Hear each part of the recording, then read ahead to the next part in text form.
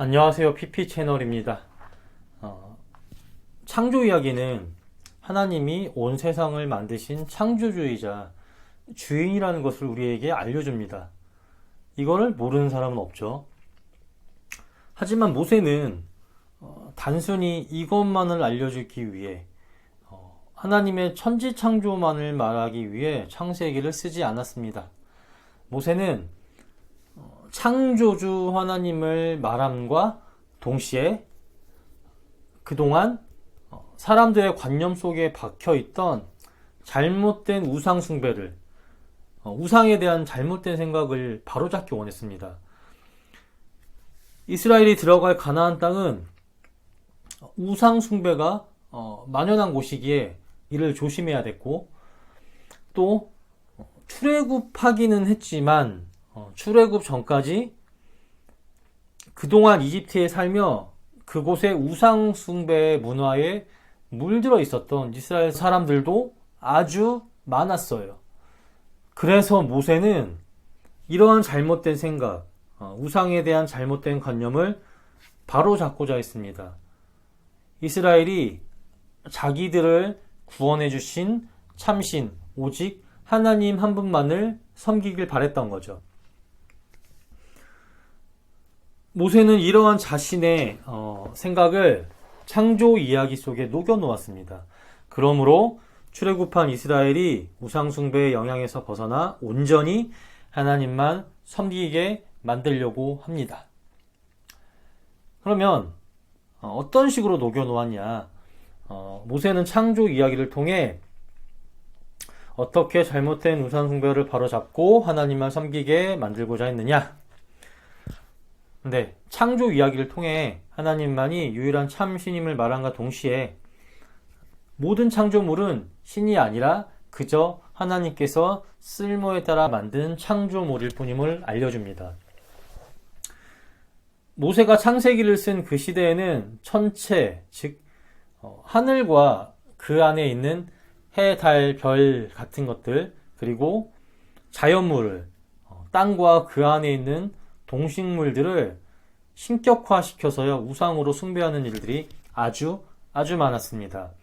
예를 들어 다른 고대 중동에서 난나라는 이름의 우상으로 섬겨지고 있었어요. 이 우상은 수메르라는 나라의 수호신으로 섬겨졌습니다.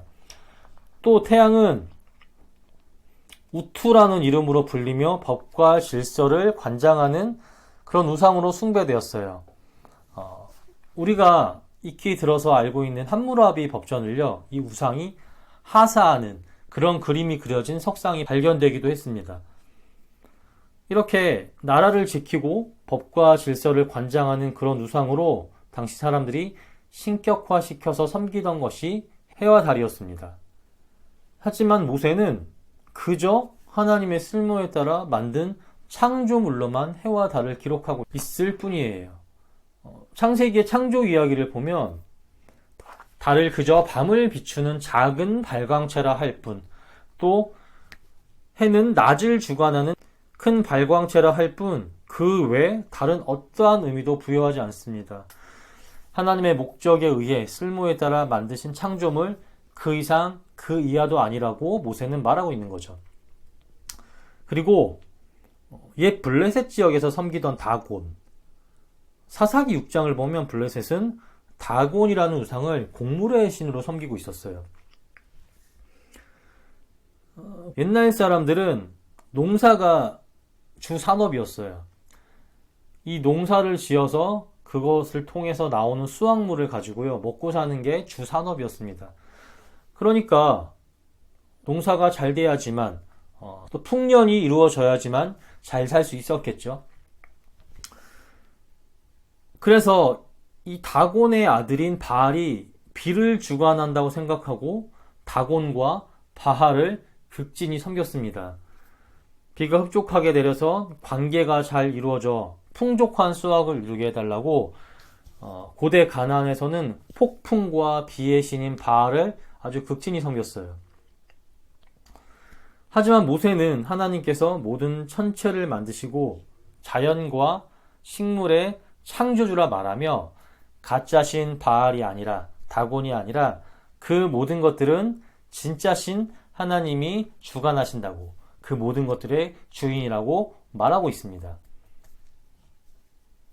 또 에스겔서 8장 14절을 보면 담무스라는 우상의 이름이 나오는데 이는 당시 메소포타미아 지역에서 식물과 채소의 신으로 섬겨지던 우상 두무지를 말합니다. 하지만 모세는 하나님이 모든 동식물을 창조했다고 말하므로 채소와 식물 같은 것을 주관하는 다른 신은 없다고 말합니다. 마지막으로 이집트를 비롯한 여러 나라에서 동물을 예로 들어 소나 매 같은 것들을, 또 곤충도 신격화해서 섬겼는데 모세는 이것들 또한 그저 하나님의 창조물로서 기록할 뿐이에요. 신으로 생각할 그 어떤 여지도 주지 않습니다. 모세는 한 방에 2마리 토끼를 잡으려고 했던 거예요. 하나님이 어떤 분인지 제대로 알려준과 동시에 잘못 행해지고 있는 우상 숭배를 철저히 배격하고자 했습니다. 그러므로 하나님 백성이 다른 있지도 않은 사람이 만든 가짜 우상을 섬기지 못하게 하고 온전히 오직 하나님만을 섬기게 하려 창조 이야기를 기록했던 겁니다.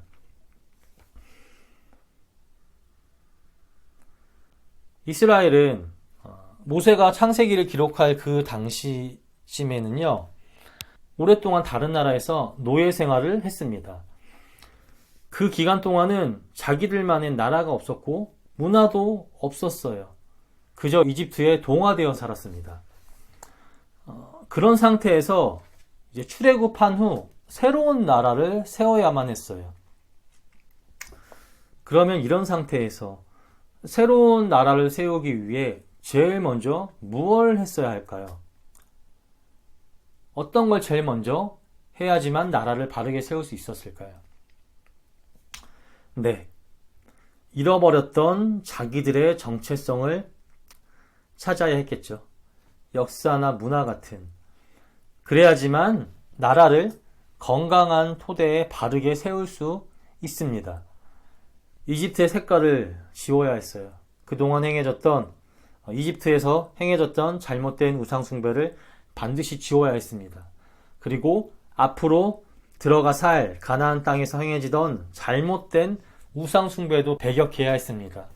이집트에서 했던 것처럼 또다시 가나안의 잘못된 우상 숭배와 그것에서 생겨난 문화에 동화되면 안 됐어요. 자기들만의 정체성을, 확실한 정체성을 바로 세워야지만 했습니다. 이를 위해 모세는 창세기 1장에서 하나님의 창조 이야기를 했던 거예요. 창조 이야기를 통해 먼저 오직 하나님만이 참신이라는 사실을 알려주고, 그와 동시에 그동안 이집트에서 했던 잘못된 우상숭배를 다 버리게 하고, 또 앞으로 들어갈 가나안 땅에서 행해지고 있던 우상숭배도 배격시킨 다음, 그 다음 앞으로 세워질 이스라엘 나라의 정체성과 역사를 오직 하나님 한 분만을 믿는 유일신 신앙을 바탕으로 세우려고 했던, 또 써내려가려고 했던 것입니다. 이게 모세가 창조 이야기를 기록한 이유예요. 하나님이 온 세상의 창조주라는 것을 말하는 것과 동시에 새롭게 세워질 이스라엘 나라의 정체성과 역사를 바로 세우기 위해 모세는 창조 이야기를 기록한 것입니다.